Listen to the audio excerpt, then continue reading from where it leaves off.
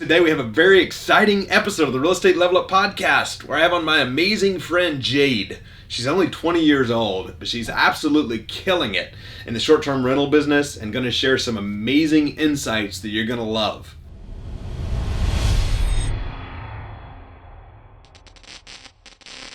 So Jade, I've been looking forward to having you. It's awesome to have you with us today on the Real Estate Level Up podcast. So, want to hear a little bit about you. Tell us who you are, where you're from, and what you do. Yeah, so I'm happy to be here. My name's Jade Monette. I'm from Anaheim, California. I'm 20 years old and I'm an entrepreneur. I have found my love for the hospitality space. And right now I do short-term and mid-term rentals. I met Leo and Andrew, and I met Leo at one of his events in San Francisco, and he's the one that pretty much trained me to be able to network and grow my business skills and also get into the short-term rental space. And then I met Andrew here, and he's been a great mentor to me. Great for the mindset, great for my vision. And that's what I'm doing now, is just growing my business and expanding however I can. I love that. And for anybody wondering, as most of you probably already know, Leo is my amazing friend and business partner, and we own several businesses together. So that's a good time. So Jade, what got you into the short-term rental business? I was doing e-commerce beforehand, and I knew that wouldn't be enough for my future. Obviously, it was kind of more of a side thing. And so I went to networking events, and pretty much just like, I really like the people, the industry, like the real estate side. Everyone's willing to help, just give away, like everyone's really giving. And I really just like the space. So I found the short-term rental space, which really interested me because you can get in with, because I do arbitrage, you can get in with little to no money by leveraging credit or other relationships. So that really interested me. And also I love hands-on work. I love setting up, the homes myself. For now I do. We want to, when we grow, we want to, expand and have other people do it. But for now, I love it. It's just so much fun to me. And yeah, just from connections, it's all about who you know and what rooms you're in. I love that. What, when it comes to the short-term rental space, what kind of unique challenges do you encounter there versus traditional long-term rental? So for the short term, the arbitrage side, you have to come up with a pretty good pitch to the landlord. You have to make yourself sound like a bigger company than just like a short-term rental company.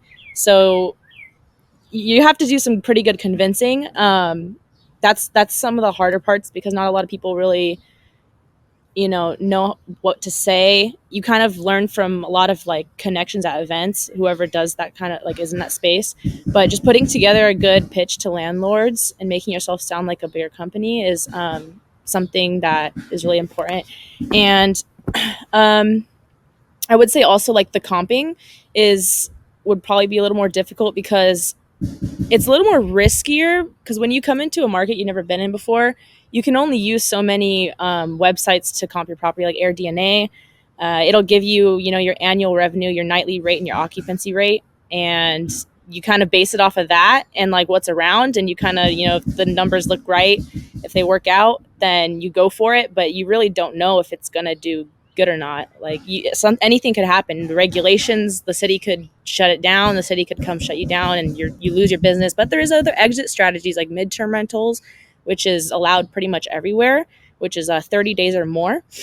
And so that's a challenge too. You don't know when the city is could shut you down. And then pretty much just ordering everything and kind of setting up a system for that, because it can get like, you can either set up in a week or you can set up in a whole month. So you kind of have to really plan out your whole like month of how you're going to do everything. Absolutely. No, that makes sense. And for anybody wondering who's watching this and not just listening, my understanding is you would normally be in the office, but you're actually out at one of your Airbnbs setting it up right now. Is that accurate? Yeah, I'm out here in Bethesda, Maryland.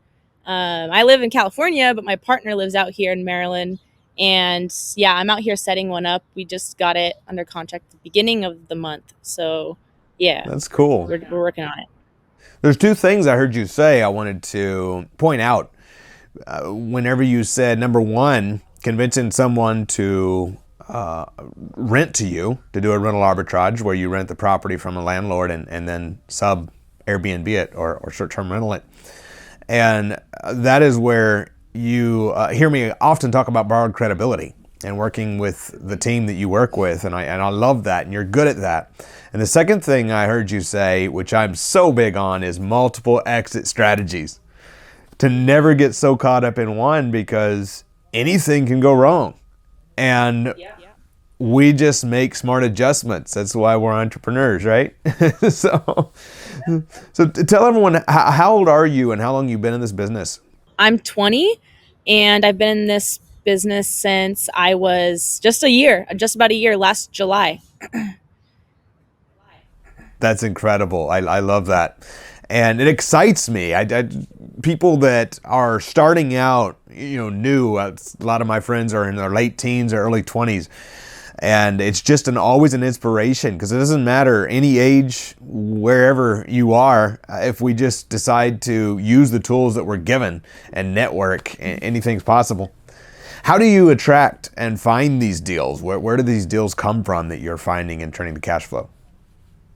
So the one we have out in Silver Spring, which is 15 minutes away from this one in Bethesda, it was actually Eric's, my business partner's name is Eric.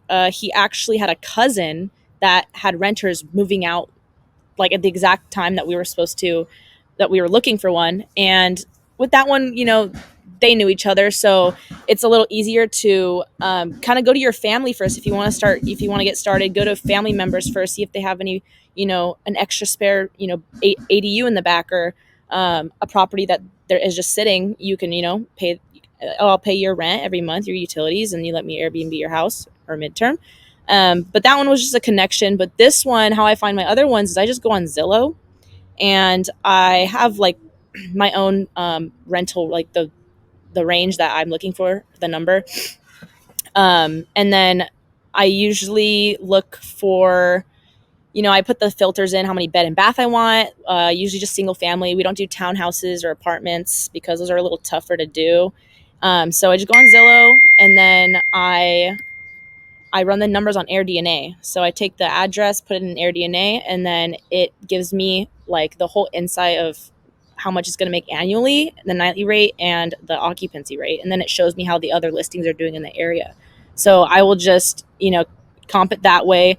If it makes at least $2,000 a month minimum and the regulations are good in the area, and the house has to be pretty much turnkey ready, or else it's just like you don't want to be renovating the house, painting it, maybe here and there, but you actually get the land. With this one, we had to redo the floors because it was carpet. So we told the landlord, this is where my partner comes in and negotiates with the landlord. He said, okay, if we lease the house for more than what we were asking for, and we also, take care of it, we'll obviously it's gonna be taken care of because we have cleaners all the time in here. Would you be able to replace the flooring under like his costs, and also some of the tiling that needed to be done? And the landlord said, sure. He redid the floors. He paid us to redo the tile, and then Eric even negotiated $300 off the rent as well. So it's just kind of like making yourself sound like it should be kind of dumb for them not to choose you as a tenant, because you should be their best tenant because you're going to keep their house like looking good. But yeah, if it's making at least $2,000 a month net, it's a deal for us. And then if the house is in turnkey condition or a little bit of work, it's fine. But that's how we find them. That's awesome. And that's a no-brainer for a landlord who wants a good tenant, because you're going to take care of the property. It's in your best interest to do so. For any of our non-California listeners, explain to anyone who might not know what is an ADU. ADU is just a back house. So, I have your main house in the front, and then if you have an extra space in the back, you just set up maybe a little 2 bed, 1 bath back there, and then you can rent that out on Airbnb. Additional dwelling unit, right? Additional dwelling unit, right? Yeah, additional dwelling unit. 2 houses on one deed or one lot. Yeah, is that not a thing anywhere else? That's funny because I didn't know about it for years. I started in 2014. I didn't know about it for many years. And then I got students in California and they're like, we're going to add an ADU. And I'm like, what's an ADU? And so I didn't know till probably 4 years ago. So, yeah. Oh my goodness. Fun times. No, that's awesome. And Oh my it's gosh. absolutely brilliant. That's too funny. So you mentioned how you go on AirDNA, you comp the property and find out what you believe it will bring you as a nightly rental and the regulations. So that's good. You talked a little bit about negotiating. You find the deals, the houses for rent, the landlords. So what's kind of your secret sauce? You found the property, you've went on AirDNA. .com. You've comped the property. You believe it will net you at least $2,000 a month in cash flow. What's your secret sauce to using technology? And because you do these from virtually, so what's your kind of secret sauce there to using technology to automate these things? So like how I find them, or like the whole process.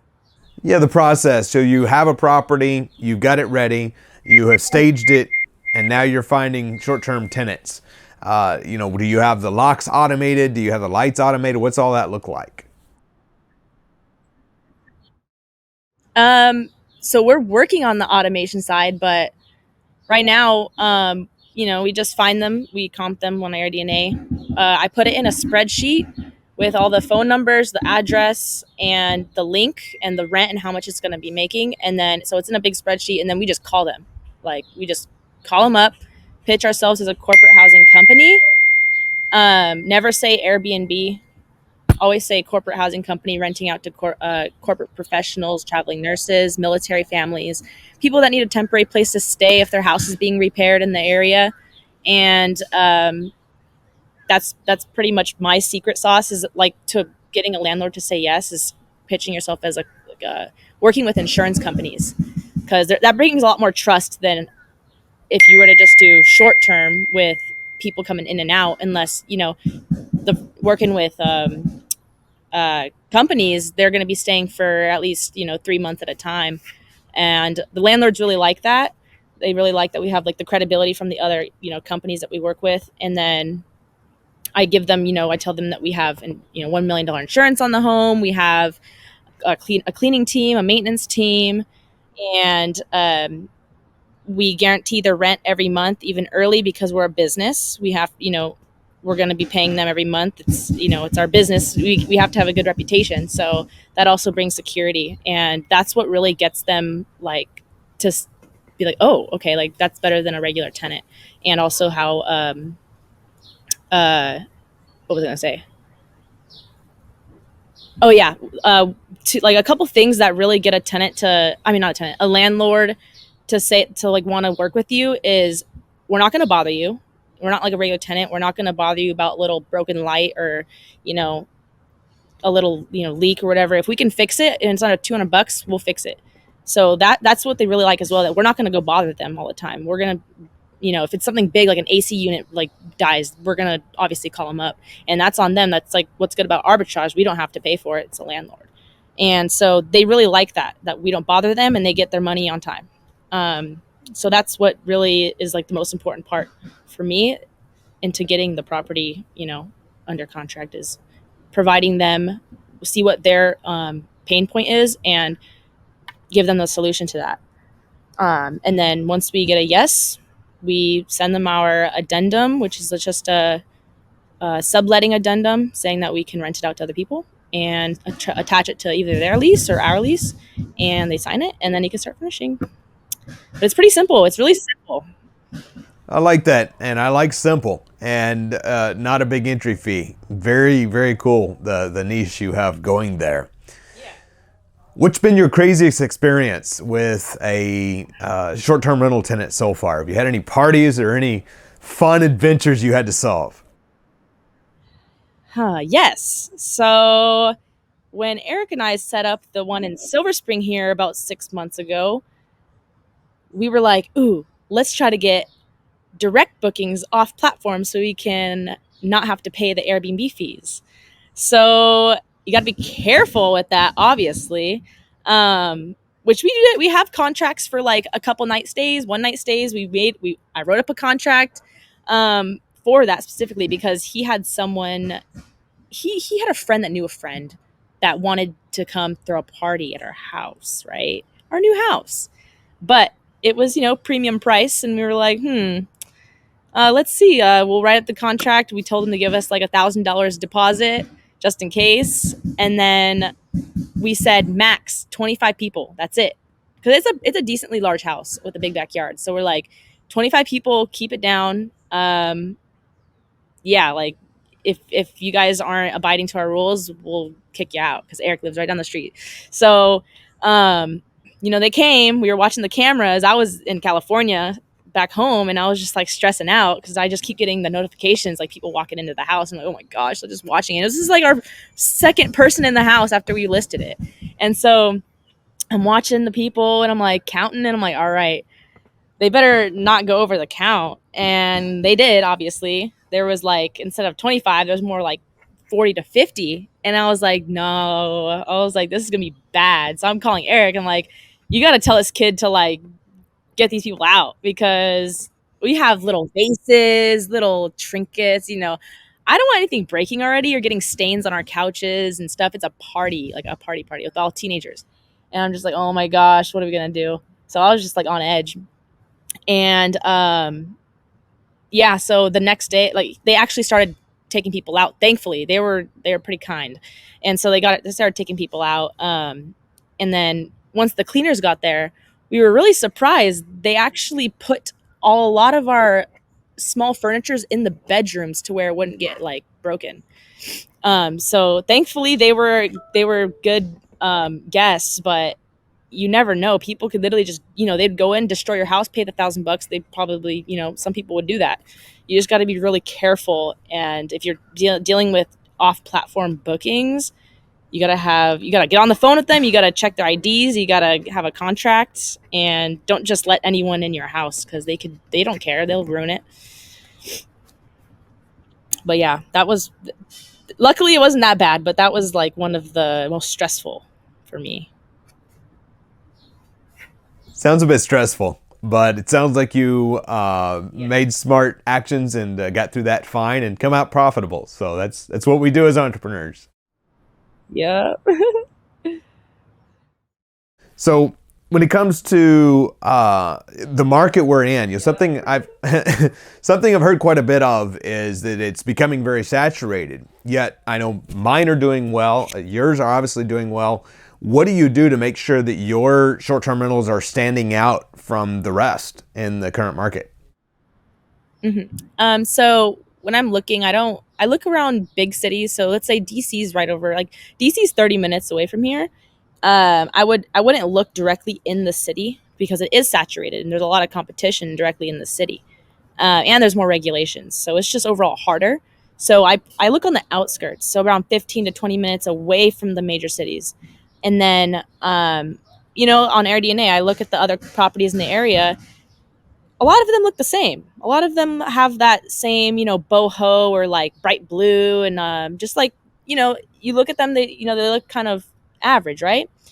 What we do, what we found that a lot of people like, and our guests have commented on our furnishing. Um, we go for like the cozy, like the very minimalistic earthy colors in our houses, not super bright, but earthy colors, and we look for big, large open floor plans because we want to attract families, which means bigger bookings. So what we really look for is a big living room connected with an open kitchen. So the kitchen, so you when you take your photos for your Airbnb, the most important part is to get as much of the house in the cover photo as you can. So you want to get what we, with our open floor plan, we can get our kitchen, our living room, and our windows in one photo, along with like the TV and everything. Like you can see most of the house in one photo, which is really important for someone that's staying, rather than someone that, has a photo of like a bedroom as their cover photo. Wouldn't you rather see most of the living area, and you can see how big it is and spacious it is for a family? So that's what we really look for. And our colors, like with our furnishing, it's like a Japandi style. So it's like a Japanese kind of, and it's the lighter browns, whites, light rusty colors, and light greens. It's just a very natural kind of furnishing style, and a lot of people seem to like it because when people come out to vacation stays, they want something relaxing to come home to, and that's what I really realized that works over here, because not we haven't I don't think I've ever seen an Airbnb in this area with that kind of style theme. That's awesome. So doing what nobody else in the area is doing. I like that. Stands out. What's your driving force for this as you continue to grow your portfolio, your cash flow? What's your deeper purpose? What do you like to do? So like my overall purpose, like in life, I'm open to anything. I'm open to new experiences. I like to go with what I'm doing now, and I'm not a plan B person. I go all in on my plan A, and I have the community around me to be able to figure something else out or figure more out. But my overall purpose is to be able to grow these businesses at such a young age and be able to inspire others my age, um, that they can do this at this age with, just building relationships. And also, most importantly, your relationship with the Lord. That's what got me here. I wouldn't have been able to do that without the Lord. And I just want to have, my businesses, um, and the light shine through me to be like, some of my friends, like, how are you doing this? And I tell them I just have faith in the Lord, and He provides, and He brings me the people I need. He brings me the resources I need. So I want to be able to be a light to others, to show them that, um, God really provides everything for you, and I can prove it with what I have. And so I think it's a better way to spread the word, instead of, because our world right now is really hard to talk about that kind of stuff just straight up. So when I'm, showing it through my actions and how I walk my daily life, people start asking me instead of me having to tell people. So that's my overall purpose, and I love the real estate industry. I'm looking, I love, I'm getting into sales. I think that's really important. If you can sell, you can, or if you know sales, you can sell anything. You can do anything. So I'm open to anything that comes my way. But right now, it's hospitality is like my favorite. That's incredible, and I love your faith and the fact that you are always acknowledging God, and it's incredible. And you just got such a great attitude and a winner's attitude, and inspire a lot of people I know. So one more question I wanted to ask you. So maybe there's a young person or a not so young person listening to this going, I really like this short-term rental thing. You mentioned $2,000 a month minimum, and you're sitting in one right now, or near one right now that's doing $8,000 a month net, you said. So what advice do you have for somebody wanting to get into this? My advice is to connect and network with whoever's already doing it and who's already successful in the space, because you can't really do. I mean, if you want to reach big numbers, you can't do it alone. You can't do it by yourself. You need someone there. You need accountability, someone to ask questions to, and that's what really got me to a higher level, is just networking with the people that already know how to do it. You're going to skip over years of trial and error when you can go talk to someone that's been doing it for a couple of years, and they'll tell you what not to do right off the bat. And so that's one of the most important, is to just get around those people, and then start, once you get your first one, people are going to see how you're doing, and then more people are going to be coming to you, wanting to work with you, wanting to put money into it. So then eventually you don't even need to use your own money. In the beginning, you don't even need to really use your own money. You can, what I did is I went to go get a 0% APR credit card for 18 months. You know, you and your partner get both 0% APR credit card, pay for your furnishing. Right now, our 4-3 is about, we're budgeting around 15K for our furnishings, the whole entire house. Put that on the credit card, you'll be able to pay that off before the 18 months, and you're not using your own money. So if you have an issue with funds, get a credit card or go partner with someone that has money and has the knowledge and provide value that way. Provide, you'll furnish it, you'll help set up, you will manage for them, and in return for them bringing in the cash. Absolutely. That's awesome. Well, as we bring it to a conclusion, I just want to say thank you so much for joining us today.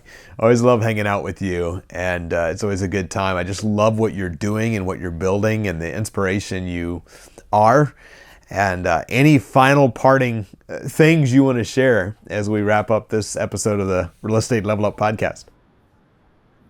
Yeah, I just want to say thank you so much as well, Andrew. You brought so much light to my life, to my business life, to my everyday life, pretty much.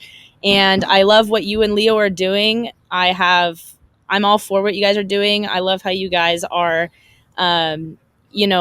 really personal with your clients, and you really care. It's not about the money. It's about whose lives you guys can change. And I really love that about you guys, and I'm so thankful to be on this podcast. I want to be able to reach other people and be able to inspire and help other people. If anyone needs help, they can always reach out to me.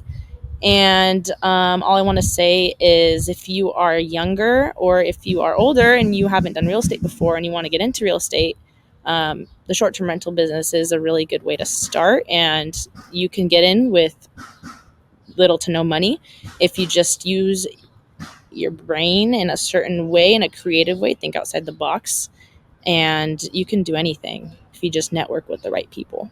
That's amazing. How will people find you? Where would they find you? You can find me on Instagram. My Instagram is jade._.monette. That's awesome. That's the only platform right now. Yeah. That's incredible, and I'm gonna make sure our team puts that your handle in the description as well, so they can look you up there. Good stuff. Thank you again for being with us. I'll see you again soon, my friend. Thank you. See you. Bye bye.